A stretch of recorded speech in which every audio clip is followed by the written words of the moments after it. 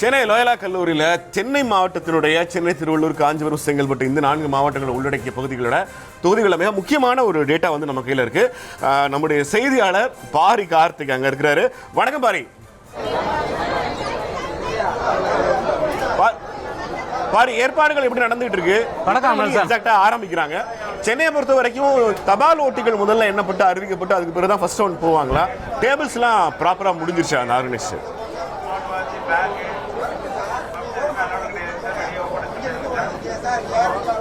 Nelson வணக்கம். தமிழகத்தின் நம்ம முக்கியமான ஒரு சென்டரில் இருக்கிறோம். 2 முதலமைச்சர் வேட்பாளர்கள் களம் காணக்கூடிய பெரம்பூர் மற்றும் கொளத்தூர் தொகுதிக்குட்பட்ட லயலா காலேஜில் தற்போது நாம் இருக்கிறோம். இங்குதான் இன்னும் சற்று நேரத்தில் 8 மணிக்காக முதல் கட்டமாக தபால் வாக்குகள் எண்ணப்பட இருக்கிறது. இந்த 8 மணிக்குள்ளாக எண்ணப்படும் தபால் வாக்குகள் என்பது முழுமையாக, அதாவது 8:30 வரைக்கும் இந்த தபால் வாக்குகள் எண்ணப்பட்டு அது ஒரு பக்கம் தனி அப்சர்வேஷன் மூலமாக போய்கொண்டிருக்கும். அதன் அடிப்படையிலே தொடர்ச்சியாக 8:30 மணிக்கு இவிஎம்மில் அந்த ஓட்டு எண்ணிக்கை தொடங்கப்படும். இவிஎம்மில் துவங்கப்படக்கூடிய அந்த ஓட்டு எண்ணிக்கையானது முழுமையாக, அதாவது இவிஎம்மில் துவங்கக்கூடிய அந்த ஓட்டு எண்ணிக்கை முழுமையாக 8:30 மணிக்கு துவங்கினாலும் கூட சராசரியாக 14 சுற்று என்று வைத்தால் 13வது சுற்றோடு அந்த எண்ணிக்கை நிறுத்தப்பட்டு தபால் வாக்குகள் அறிவித்த பிறகு மீண்டும் இறுதிக்கட்ட எண்ணிக்கை அறிவிக்கப்படும். அந்த அடிப்படையிலே தொடர்ச்சியாக நான் பார்த்துக் கொண்டிருக்கக்கூடிய இந்த லயலா கல்லூரியை பொறுத்தவரைக்கும் கூடுதல் பாதுகாப்பு, தமிழகத்திலே கூடுதல் பாதுகாப்பு உள்ள இடமாக, மையமாக இது காணப்படுகிறது. ஏனென்றால் 2 முதலமைச்சர் வேட்பாளர்கள் பல்வேறு கட்சியினை சேர்ந்த 6 தொகுதிக்குட்பட்ட சட்டமன்ற தொகுதிக்குட்பட்ட வாக்குகள் இங்கு எண்ணப்படுகிறது. சராசரியாக பெரம்பூரை பொறுத்தவரைக்கும் 2,30,072 வாக்குகள் பதிவாயிருக்கிறது. அதே போல குளத்தூரை பொறுத்தவரைக்கும் 1,82,382 வாக்குகள் பதிவாயிருக்கிறது.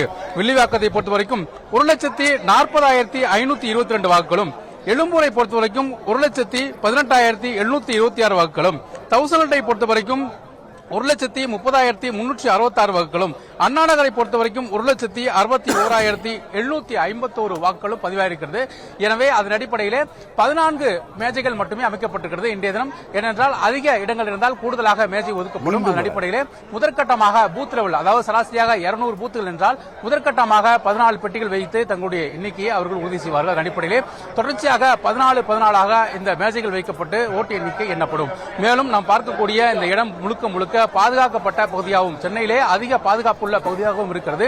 ஏனென்றால் இங்கு வாகனங்கள் கூட உள்ளே வருவதற்கு அனுமதி இல்லை. பாஸ் வைத்திருந்தால் மட்டும் வாகனங்கள் வெளியே தான் அனுமதிக்கப்படுகிறது. நாம் இருக்கக்கூடிய இந்த அனைத்து இடங்களும் தற்போது முகவர்களால், அதாவது BL2 சொல்லக்கூடிய இந்த வாக்கு எண்ணிக்கை முகவர்களால் நிரம்பி வழிகிறது. அவர்கள் பல்வேறு பரிசோதனைக்கு உட்பட்டுதான் தற்போது அனுமதிக்கப்படுகிறார்கள். குறிப்பாக பர்ஸ், ஸ்மார்ட் வாட்ச் உள்ளிட்ட பொருட்கள் கூட எடுத்து செல்ல அனுமதிக்கவில்லை. ஏற்கனவே செல்போன் மற்றும் உள்ளிட்ட மின்னணு சாதன பொருட்கள் அனுமதிக்கப்படாத நிலையில் வாக்கு எண்ணுக்கும் மையங்களுக்கு வேட்பாளர்கள் வரணுங்கிறது கட்டாயம் இல்லை. ஆனா வேட்பாளர்கள் யாராவது வந்திருக்காங்களா? சென்னை வேட்பாளர்கள், குறிப்பா பெரம்பூர் வேட்பாளர் வந்திருக்காரா? குளத்தூர் கூட கேட்கலாம். இல்ல, இப்போது வரைக்கும் இல்ல. 8 மணிக்குள்ளாக தற்போது யாரும் வேட்பாளர்கள் வர மாட்டார்கள். வாக்கு எண்ணிக்கை துவங்கும் நேரத்தில் அவர்கள் வருவார்கள் என்று எதிர்பார்க்கப்படுகிறது.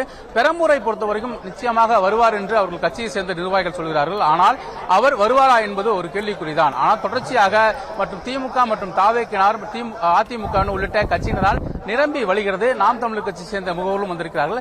முக்கியமாக இந்த 4 கட்சியை சேர்ந்த முகவர்கள் வந்திருக்கிறார்கள். தொடர்ச்சியாக சுயேட்சை வேட்பாளர்களும் சராசரியாக குளத்துறை பொறுத்தவரைக்கும் 36 பேர் களம் காணுகிறார்கள். 4 முறை போட்டி என்றாலும் கூட 36 பேர் களம் காணுகிறார்கள். எனவே அவர்கள் அனைவருமே தற்போது இந்த இடத்துக்கு வந்திருக்கிறார்கள். தொடர்ச்சியாக பல்வேறு கட்ட பாதுகாப்புக்கு பிறகே அவர்கள் உள்ளே அனுமதிக்கப்படுகிறார்கள். நாம் இருக்கக்கூடிய இந்த இடத்தோடு சரி, இதை தாண்டி அவர்கள் செல்வதற்கு மின்னணு பொருட்கள் உள்ளிட்ட எந்த பொருட்களுமே அவர்கள் உள்ளே செல்வதற்கு அனுமதிக்கப்படவில்லை. சராசரியாக 1200 காவல்துறையினர் தற்போது பாதுகாப்புக்காக இந்த இடத்தில் நிறுத்தப்பட்டிருக்கிறார்கள்.